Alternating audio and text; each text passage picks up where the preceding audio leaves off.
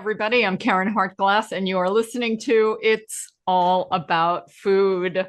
Thank you so much for joining me. I'm very excited today because I have a very special guest on, not just because she's brilliant, but she's also part of my extended family. Jennie Ohayon is coming on today, and I'm going to read you her bio and tell you all about the wonderful things that she's done. But she is my brother's wife's cousin's wife. So we're all in the family here somewhere. And we're doing this interview on Zoom. And ever since the pandemic, we've been doing a lot of Zooming as a family. And that's been really nice because we're in New York and you're in California. And it's really a great way to connect. Okay, Jennie, I'm going to read your bio and then we can get to the important stuff. So Jennie Ohayon is a scientist at the nonprofit research organization Silent Spring Institute. And she's a research scientist specializing in environmental policy, community engaged research, and environmental justice.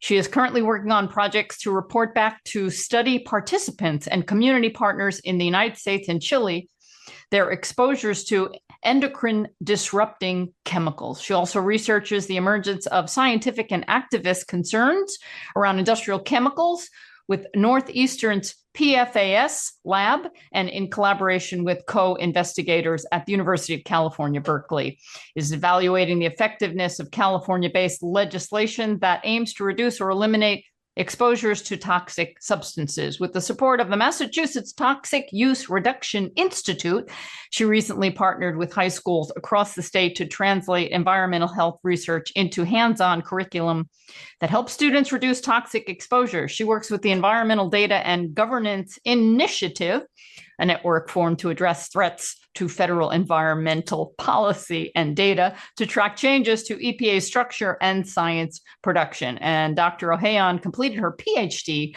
at the University of California, Santa Cruz, researching the remediation of toxic waste in military Superfund sites. And there's a lot more. Now that you read that out loud, I realize why I'm tired all the time. Yeah. Well, as I know, you're also a mom of a very young son, and you have a very energetic husband. Those are probably the main reasons.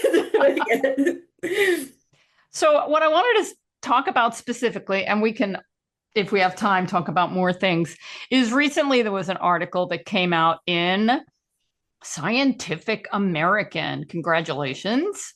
Thank you. It came out in May 13th, called California Told Companies to Label Toxic Chemicals. Instead, they're quietly dropping them. And that was based on an article that was published in February in the Environmental Science and Technology Journal.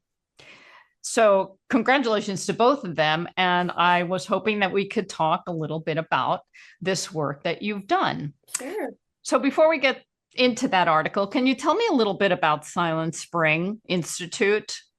Yeah, so we just celebrated our 30th anniversary the other year. So we've been around for 30 years. We were started by breast cancer activists who wanted a lab of their own because a lot of the research was going towards screening or treatment, but there wasn't really much research that was going towards prevention, particularly when prevention relates to the environment. So these breast cancer activists showed up in front of the Massachusetts legislative body every week to demand that some money go towards research for prevention.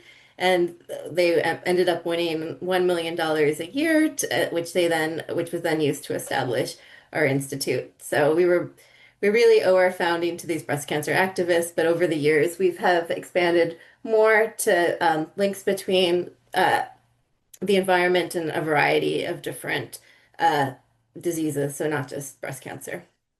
Well, I'm all about prevention. And as you know, my dad had a lot of favorite expressions, and your husband likes to do a lot of them and keep them alive. But one of them is, if you can't solve the problem, eliminate the problem. And that's where prevention comes Yeah. in and why it is so important. And the name of Silent Spring Institute, I'm assuming that came from a very renowned book. Yeah, so it's from Rachel Carson, who really, she was one of the people who helped galvanize the modern environmental movement. Her book on Silent Spring, showing how DDT was really impacting ecosystems, and she herself was passed away from breast cancer very young. Oh, I didn't remember that. Has Silent Spring Institute had any significant accomplishments since I started? Just curious. Uh, um, yeah, I mean, what we've really tried to do is have a model where our research has real policy implications, real implications for communities. So we study a variety of different chemicals. One of the classes of chemicals we studied has been flame retardants, and we were one of the first groups to really show how flame retardants were much higher in the US, in people's homes and in people's Mm, bodies than in Europe, and specifically in California. They were higher than the rest of the wow. country, which was attributed to standard in California that required flame retardants to be added to furniture. So this research helped um, helped us helped overturn the standard so that now you can buy something like a couch that doesn't have flame retardants in it. I'm continually repeating the name of Julie Guthman, whose book I covered on this program earlier this year called The Problems with Solutions. And people come up with the idea of adding flame retardants to things to Hmm. prevent fires. Yep. And then there's so many problems that are related to the flame retardant. They're not, and yeah, they're in furniture, especially mattresses that we sleep on all the time, and they've been put on children's pajamas. Yep. It's problematic, and we can do better than that. Yeah, so the hope of our organization is we do several things, but one of them is to try to figure out which chemicals can be linked to different diseases such as breast cancer. But we also do a lot of work trying to figure out how people are exposed. So like our work, for example, finding flame retardants in consumer products in people's homes. We've also done a lot of research looking for PFAS in consumer products. I know this radio show is a lot about food, so we were one of the first to show that PFAS is in food packaging, and that led to a lot of states across the U.S. Passing legislation to ban PFAS in food packaging. And PFAS is, for any of your listeners who haven't heard of PFAS before, they are chemicals that are often added to products to make them, for example, stain resistant or water resistant. So in food packaging, they're often like there as like grease proof agents. But there are other things that they could use instead that aren't as toxic, I would hope. Yeah, I mean, well, our research on food packaging found that about half of them like did not have it. So there are obviously Hmm. alternatives out there. And since the states, I think it's about a dozen states right now who have passed legislation about PFAS in food packaging. Since that's happened, manufacturers have followed suit, and now most manufacturers do not include PFAS in their food packaging.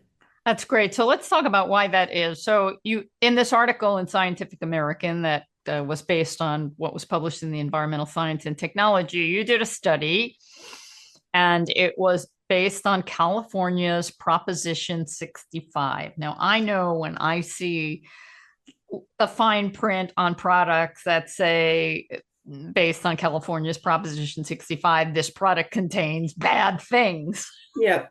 Like, oh my God, what am I supposed to do? And then, I think, well, I'm not consuming this product. So is it really that bad? But can you talk about first the Proposition 65? Sure, yeah, I can give you a bit of background. So it was enacted in the 80s by two-thirds of California voters at the ballot box.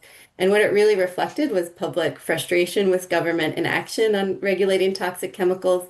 So the law requires companies to warn the public about the presence of chemicals that are known to the state of California. We're all familiar with the warning language that we see on products sold in California or from California. The warnings typically say this product contains chemicals known to the state of California to cause cancer and birth defects or other reproductive harm. And that wording is probably changed as necessary as long as it communicates that chemical in question is known to the state to cause cancer or birth defects or other reproductive harm, right? And it's a long list of substances included in California Proposition 65. Can you tell us about OEHHA, the Office of Environmental Health Hazard Assessment? They're tasked with maintaining the Proposition 65 list. So that includes about 1,000 substances right now that are listed under Prop 65. And the enforcement is interesting in that it could be through private enforcement. So you can get a lot of like individual citizen suits over Proposition 65. And there's also could be litigation by the California Attorney General for that. Okay, so you wanted to see if California's Proposition 65 had some positive results after being around for what, over 30 years? No, a long time. 90, let's see, 35, almost 40 years? Yeah, I think so.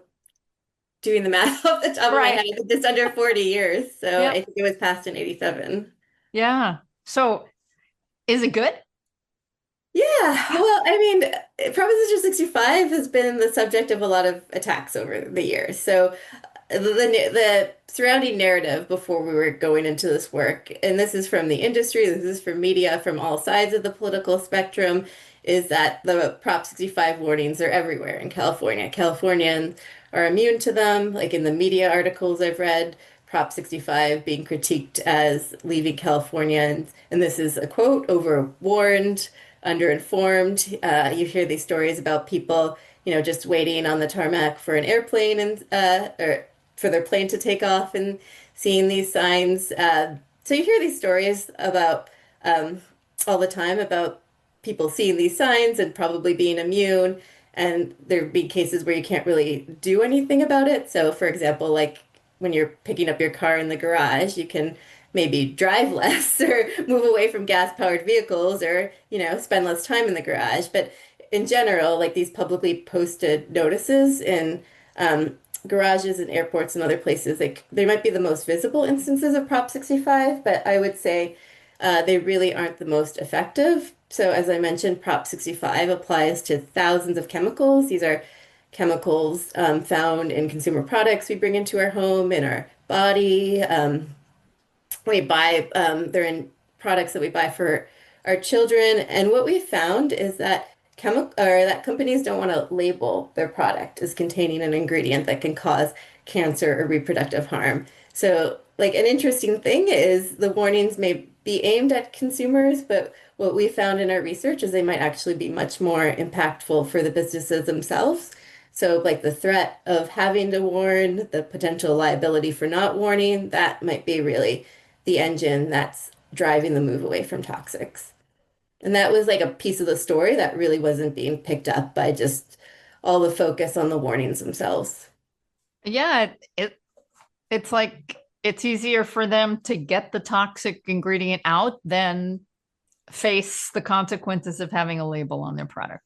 Yeah, and so we did several different things for this research, but one of the things that I did was I spoke to manufacturers and retailers and across a lot of different sectors. So like cleaning, personal care, apparel, pesticides, electronics, fragrances. And unfortunately, I can't reveal who we spoke to because people only spoke to us on the condition of staying anonymous. But Sure. these were leading brands. These were people who are in the top 10 by revenue for their sector. And what we heard from them was nobody wants to put a label on your product that it can cause cancer, especially because these products are not just being sold in California, they're being sold across the country and people, including to people in like, nobody in Idaho necessarily knows what a Prop 65 warning is. So Do you think it's because of a capitalistic reason or they sincerely don't want their product to cause cancer? I have my own probably views on that, but Yeah, I right. definitely, I yes, I definitely think that it's often being driven by, it's not profitable. Like they don't want to put a notice that would scare a consumer off. I do. The other thing though that we did hear from people is, as I mentioned, Prop 65 has a list of 1,000 chemicals.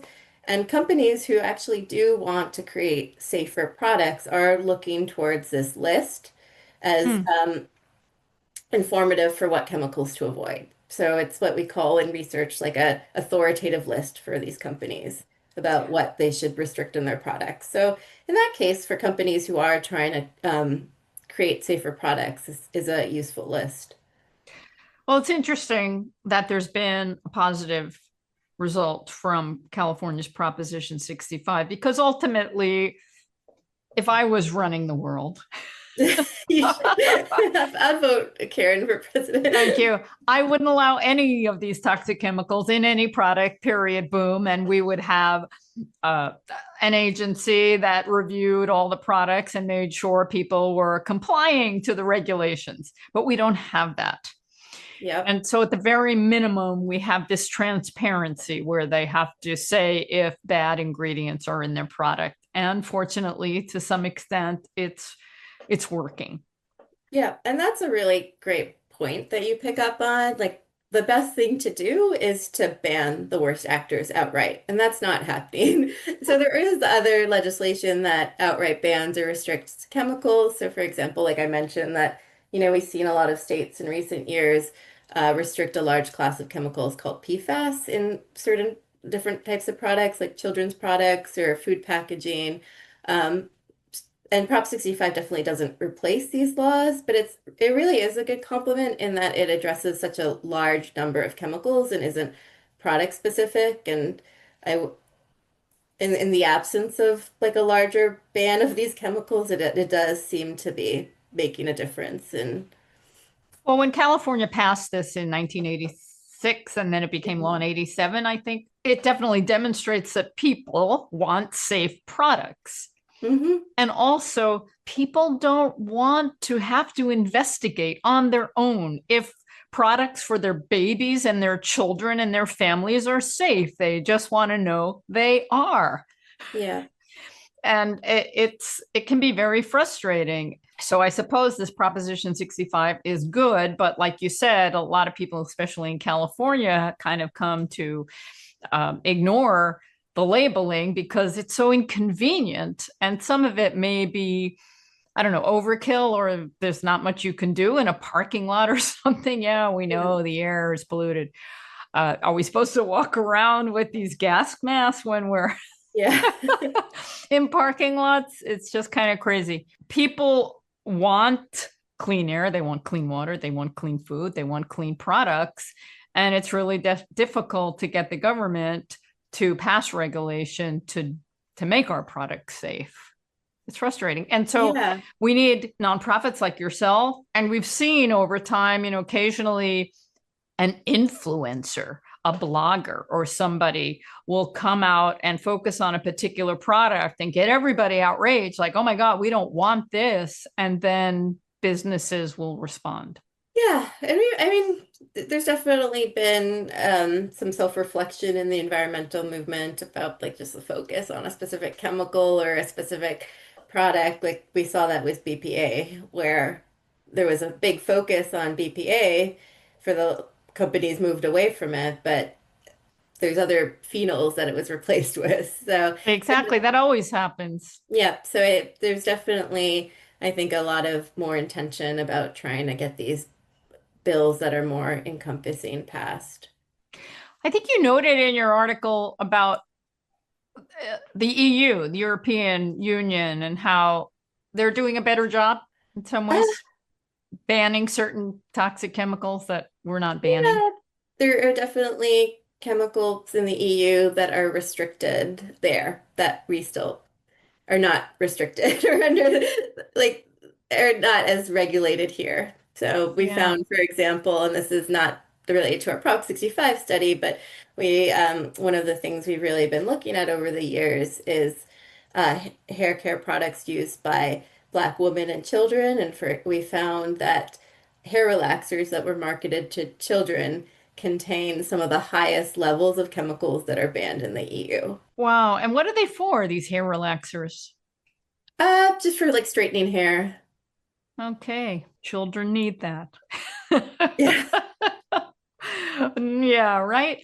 All right. So I'm kind of curious. You reached out to all these different organizations and people. Were they happy to talk to you? No,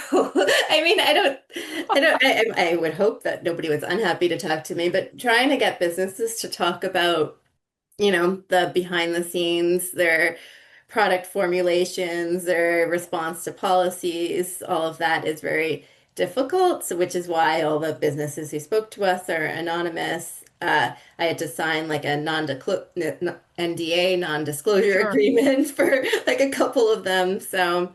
But it was very interesting to talk to businesses because one of the narratives that we really hear is pretty negative about Prop 65 coming from the industry sector. But I actually spoke to people who are involved in formulations or who are involved in sustainability or policy for their companies, they gave a much more nuanced story about how Prop 65 has shifted their work. So your organization focuses a lot on breast cancer, but what are all the things that these toxic ingredients can do?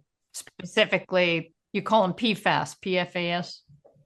Yeah, so PFAS have been, so we study a lot of different chemical compounds. PFAS has been one of we've had several federal grants that have supported our PFAS work. So that is one of the class of chemicals that we've been studying. And there's been a lot of attention on PFAS. There was a Hollywood movie that came out with Mark Ruffalo called Dark Waters a few years back that some of your listeners might have seen. And there's been a lot of articles in the media about PFAS. So it really has become like a highly public issue, and in part because of our activists across the country who have really been pushing for it.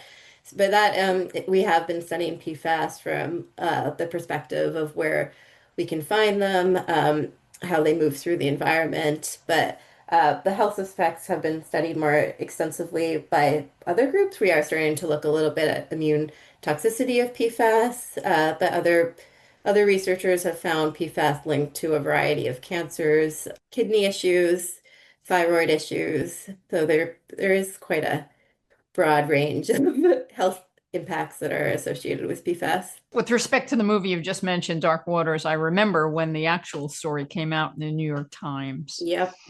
And I'm sure we covered it on this program, but I just want to bring it up again because it's so classic. So it was DuPont, right? And I think it was in relation to their Teflon product. It's like a byproduct or something, the PFAS. Yeah, it was DuPont, and I think it was West Virginia. Yeah. And so they had this effluent coming out of their company production, and it was going into the local waters and affecting people. And this just shouldn't happen. I worked for DuPont right out of college.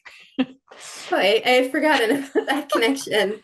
I worked at a titanium dioxide plant for paints, papers, and pigments. Mm. And, we even had a safety committee talking about focusing on safety. But, there are things that, for lots of reasons, they don't want to talk about, and they just do. And unfortunately, there's not enough regulation to prevent them from doing it. Yeah, well, we've published a lot about PFAS and not just the sort of environmental impacts or where it's found, but also you had mentioned in my bio that I work with Northeastern and the PFAS lab there. I have colleagues who have written about like the social history of PFAS and how industry sort of knew it was toxic, but that those results weren't communicated to the EPA. So Oops. it is sometimes not just that science isn't being done, it's that it's not being seen. So. I'm just taking a deep breath here. There are things we know and we don't want to talk about them. And again, I mentioned like Julie Guthman's book, The Problems with Solutions. Teflon seemed to be like the greatest thing since sliced bread, this non-stick surface on our pots and pans, and then it's used in all kinds of other interesting products like Gore-Tex, right? So Um, Mariah Blake, journalist, has just released, and it's on my reading list, a book about uh, PFAS and the environmental movement around that. So that might be a wonderful book to check out. mhm. It was also profiled in the New York Times recently. Excellent, on my list. What's been the reaction to this article when it came out? Yeah, well, I had alluded in the beginning that media has not necessarily been kind to Proposition 65 in the past. So, for example, like I think it was the New York Times that was one of the articles that came out saying that people were being over-informed by Prop 65 or immune to these warnings. But they, in addition to like Scientific American, we also got covered by the New York Times. And from this time, they profiled Prop 65 a lot more positively. They did show that there are like impacts behind the scenes of this law. Well done. Yay, Thank Jenny. you. That's awesome. So, can you tell me what other interesting projects you've been working on with environmental toxins? Yeah, so my organization is doing a lot of interesting work. Me personally, right now, I'm launching a new study to look at exposures amongst domestic workers. Mm. So we'll be recruiting, we're recruiting domestic workers as well as hospital workers. They'll be wearing something called these silicone wristbands, which can capture contaminants in the area. So we'll be trying to characterize what their exposures are to a variety of chemicals in their workplaces, including breast carcinogens. And we'll also be interviewing them. And we're really hoping that domestic workers are very, in terms of workers in general, have very little oversight. Laws are very lax when it comes to protecting workers' health, and domestic workers are a category of their own. So, in many places, are exempt from any oversight from places like OSHA. So, we are hoping that this can better characterize what exposures are amongst domestic workers and help prop up policies to protect them. I'm thinking of all kinds of things. So, a lot of times domestic workers have to use the products that their clients are providing for them to clean with, and their clients may or may not know how toxic they are, Yeah. may or may not care because they're not using them. Yeah. And the domestic worker has to use them.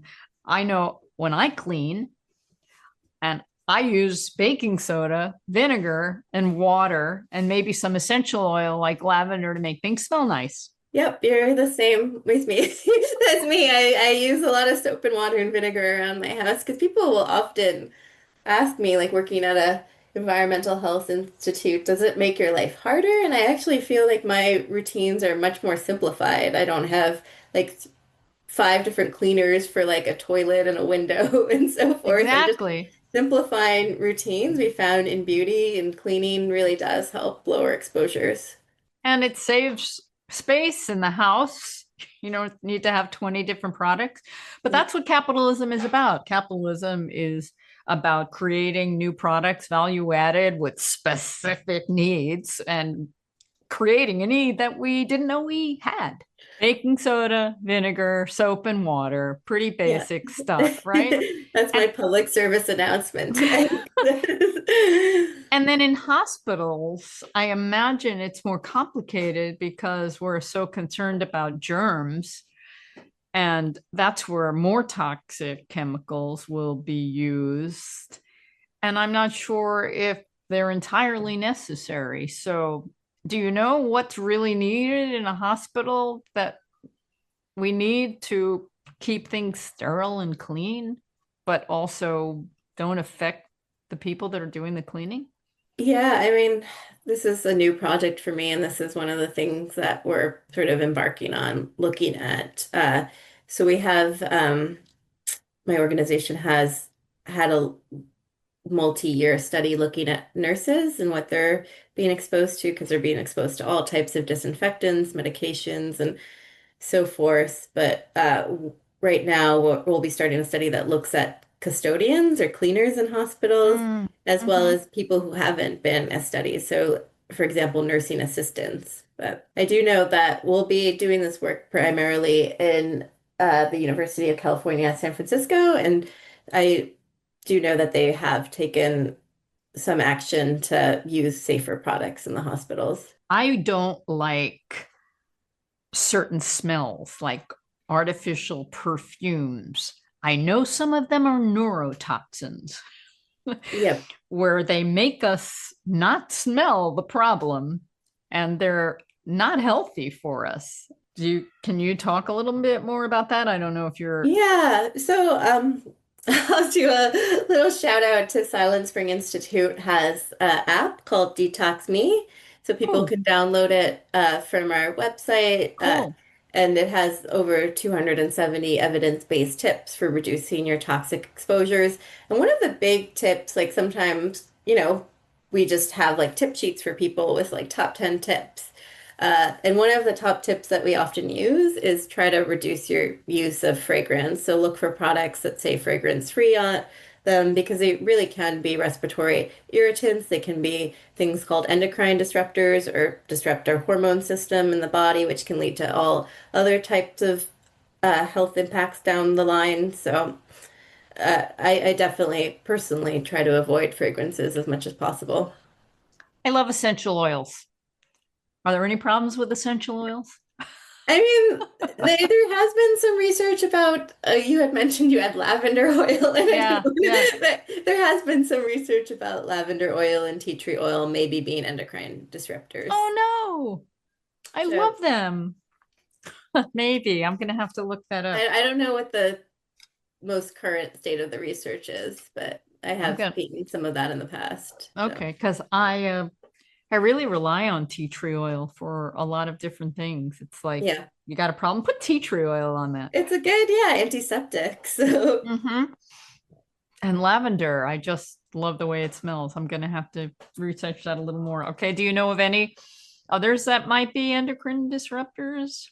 Or I some, mean, well, those the are ones good. that are safe, or is it just high concentrations of anything might be problematic? Well, I think that's the issue with lavender oils is it's been distilled to such a high concentration. Hmm. But I mean, yeah, if it makes you happy and you use it sparingly, like we're not advocating for people to throw out all the routines and all the things that make them happy, but I do, but trying to reduce where you can, I think is a good idea. Mm, okay. Well, I mean, who likes cleaning their house? And when I put 10 drops of lavender oil in a bucket of water and then I start cleaning, it makes me happy. Yeah, it makes cleaning like a spa. So, And rosemary is supposed to be good for our memory. yeah, Oh, it's hard living on this planet, isn't it? for many reasons. Sometimes, yes. Yeah. I don't know if you can talk about this, but you mentioned before that you have some federal funding for some of your research. Is that changing? Or is that Yeah, yeah, I mean, yes, okay, I'm going to say that we're in an interesting environment right now with our new administration, and science seems to be not as respected as it's been, and not getting the funding or the funding's been cut. And is that affecting Silent Spring? yeah, I won't go into the details too much, but we do have collaborations with universities who have been impacted, and our funding has been impacted as well. Yeah, I'm sorry about that. And I hope the courts take care of it and change it so everybody can get back to the good work that they've been doing because it's definitely necessary. Thank you. Has this work that you're doing influenced your own life? You're raising a child. You mentioned how you clean. Anything else in the products that you buy? Yeah, I mean, I definitely like as I mentioned, I bring less stuff into the house. Definitely have changed my routines. I do want to emphasize, like you had spoken earlier about sort of the issues with reading labels and we definitely I definitely we want to be able to give people the information so that if they want to make informed choices, they can. But it cannot just, the onus cannot just be on the individual to change what's in their household. We really do, and this is why we really try to, you know, focus on research that can have policy implications to it. We shouldn't have to do the work. We should just have confidence in the products we buy. Yeah, and so we do a lot of report back work to people. So we report back to people their uh, exposures to chemical substances. We do interviews and surveys with them. And one of the things that people, like when we administer surveys, one of the questions that people get the most wrong is that our products have been comprehensively tested for safety before they're released into the market. Most Mm. people assume that that answer is true when it is actually false. So there is definitely an assumption that the work is being done to protect us when, anyone who works in environmental health knows that's not true. Any recommendations about what we can do to be better informed? You mentioned Silent Spring has an app. Let's say we see a product and it has a warning for Prop 65 and we want to get that product. Is there a way to like decide somehow to weigh the damage or the concern? Yeah, so I typically, if I see a product has a Prop 65 warning on it, I avoid it. I feel like I need to because of my research. I would have my research like taken away from me if I did. But I will say, with a disclaimer, that just because a product has the Prop 65 warning on it and another product doesn't mean that one product is particularly safer than another. It just might mean that the other company didn't put the warning label on it and they might be not in compliance of the law or Mm. they might have not needed to. You really don't know. But in general, I do avoid things that are labeled as Prop 65 related chemical or as labeled with a Prop 65 warning. Uh, Okay, that was interesting what you just said. So there are some companies that should have the Prop 65 warning on their product and they're not in compliance. Well, that's is why there's litigation all the time over this. And some of that litigation, industry will say is trivial, that companies just go ahead and settle because that's easier to do than going to court. But there are, yeah, there's definitely sort of instances out there where companies are not labeling their product when they probably should be. And that's why there are some successful court cases over this. And who brings them to court? Yeah, so there is a lot of companies who make money by bringing them to court, so like private law firms. There Oh. are also, though, public interest law firms like California Environmental Health or Center for Environmental Health, sorry, it's CEH. They do a lot of public interest litigation over Prop 65. Hmm. The Attorney General does litigation over Prop 65. So there are definitely cases that are really designed to be in the public interest. Hmm. I just want to get back to the Scientific American article and the journal article, just again to underline the work that was done. You've got some great tables and data in these articles if people want to refer to them and read the chemical names and uh, find out what they do because you do explain uh, the different classes of chemicals, phthalates and phenols and volatile organic compounds and polycyclic aromatic hydrocarbons. Most people don't want to be, chemists or chemical Yeah. engineers, right? But it's good to have that information. Yeah, so that article is actually based on my research with businesses, so my interviews with businesses, but it's also based on colleague Kristen Knox. She did analysis of something called NHANES, which is it's a national survey that's implemented by CDC. That one of the things that they look at is chemicals in people's body, so biomonitoring data. So Hmm. she looked at this biomonitoring data and she found that chemicals that have been listed on Prop 65, they tend to decrease in people's body after listing.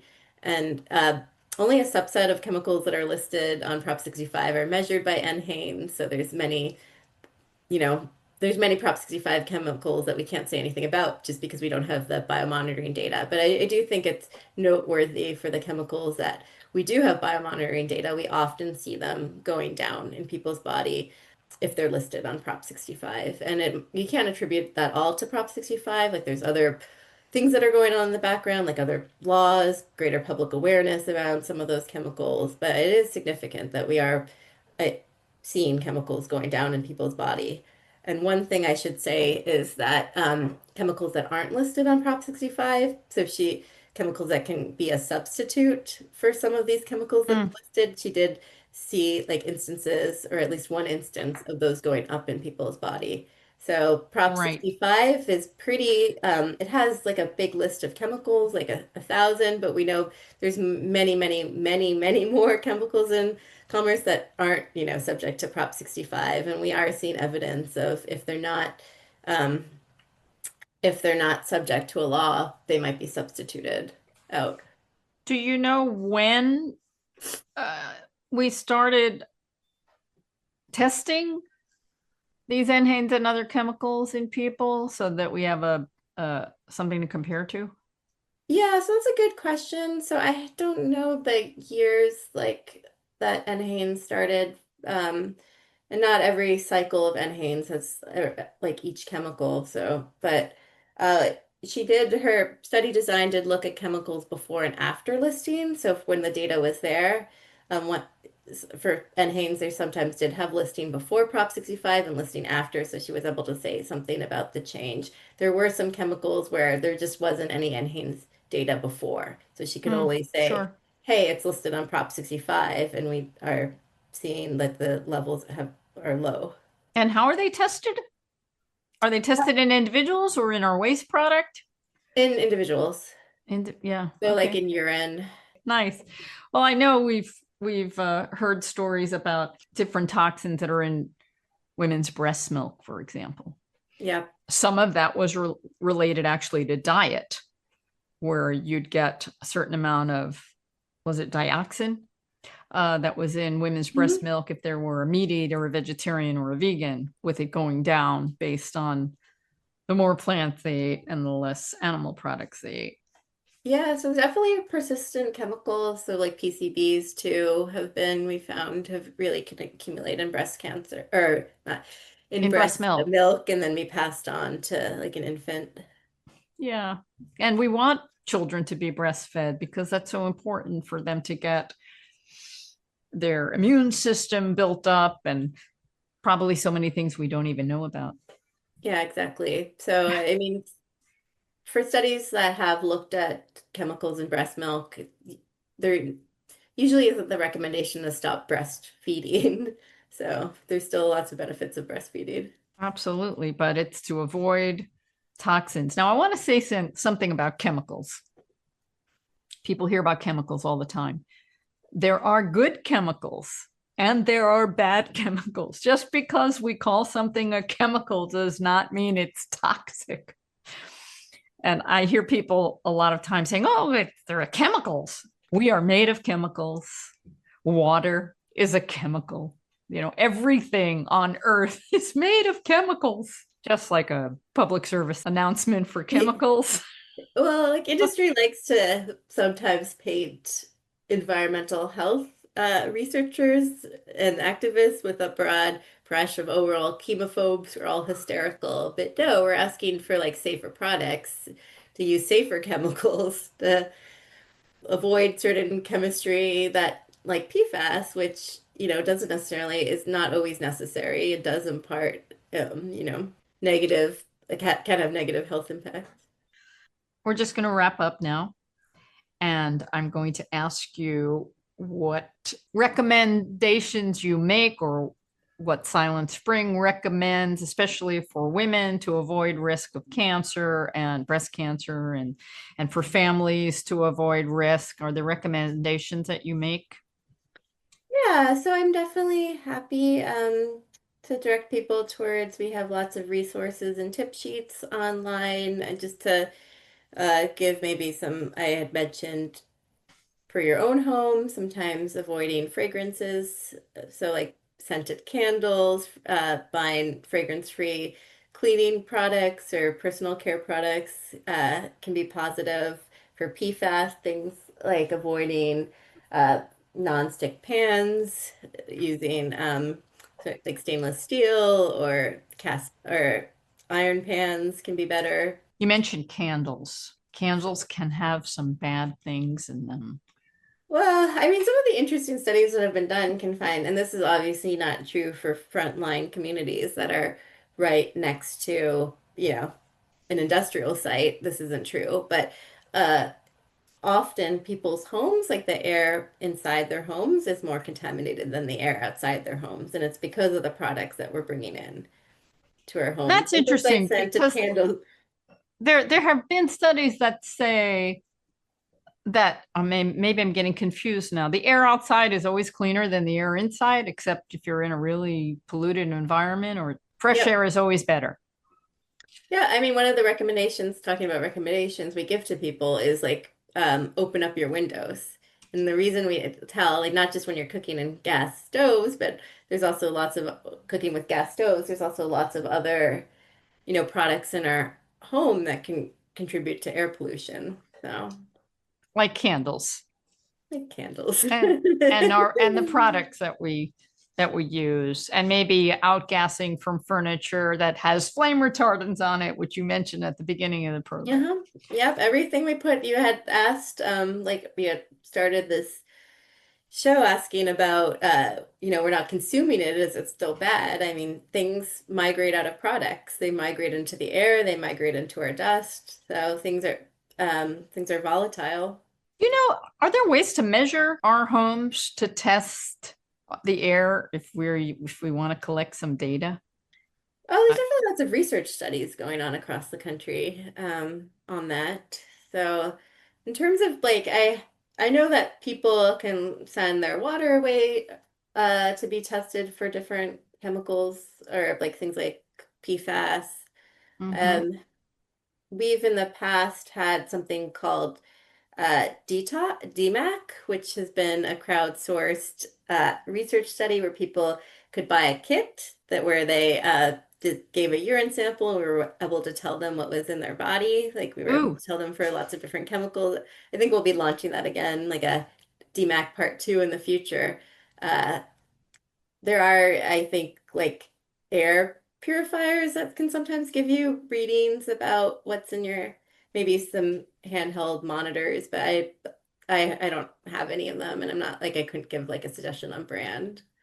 right. I know that some air purifiers, we have one, we don't use it very often, but it's supposed to light up if it's working really hard because something bad Yeah. is in the air. It never does that in my apartment. So Oh I yeah. guess that's a good I thing. have one of those. I have seen it go red, and it has been often if like I left something on the oven and it starts burning. I'm like, oh, it's a Okay. good So reminder. it does work. I have, yes, at least mine has given me that like red danger light. Okay, that's good to know. All right. Well, Dr. Jennifer Ohayon, thank you. Thank you for your work. It is so important. Well, thank you for everything you do. And And I look forward to seeing you on the next Family Zoom. okay, see But you until soon. then, everybody, I'm going to include links to the articles in Scientific American and the Environmental Science and Technology article so you can get all of the good data and educate yourself. Okay. Bye, Karen. Bye, everyone. Bye bye. Thank you. While we still have a few minutes left, you may remember earlier in the program we were talking about essential oils, and Dr. Ohayon had mentioned a few studies where lavender and tea tree oil were found to be problematic. And I quickly looked that up because I love these essential oils. I use them for many, many things. And here's what I found. There was a study that said lavender oil can be cytotoxic to human skin cells in vitro. Specifically, a study found that a concentration of 0.25% lavender oil was cytotoxic to endothelial cells and fibroblasts, the major components of lavender oil. Linoleal acetate and linalool were also tested and showed similar cytotoxic effects under the same conditions. Okay, what does that mean? So they're talking about a concentration of 0.25%, which really seems very little.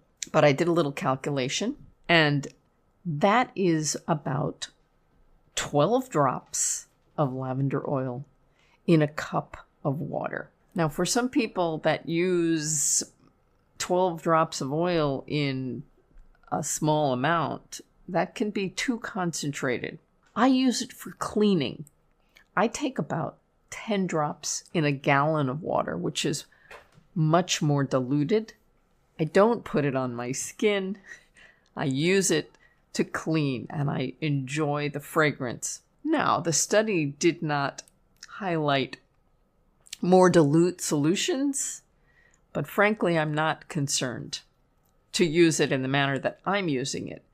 Now, if you are using it as a topical application, it could cause skin irritation or allergic reactions in some individuals. So I think the point is that there are some studies that have highlighted the importance of cautious use, especially regarding concentration, the duration of exposure, and method of application. And it's interesting because I know that there are some recipes that have included lavender, for example, in the herbe de Provence mixture of herbs. There's lavender in there.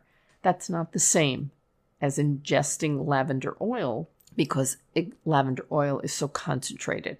Lavender oil can be dangerous and can lead to poisoning. Symptoms of lavender oil poisoning include nausea, vomiting, abdominal pain, central nervous system depression, and in serious cases, it can lead to respiratory distress and other health issues.